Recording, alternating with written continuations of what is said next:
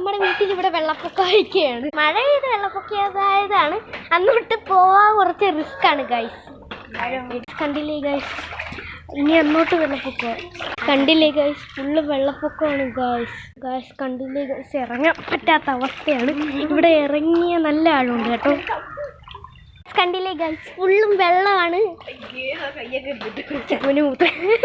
ആ ഗൈസ് കണ്ടി, അവിടെ അത്ര ഇല്ല, അങ്ങോട്ട് നിങ്ങൾ കണ്ടല്ലോ.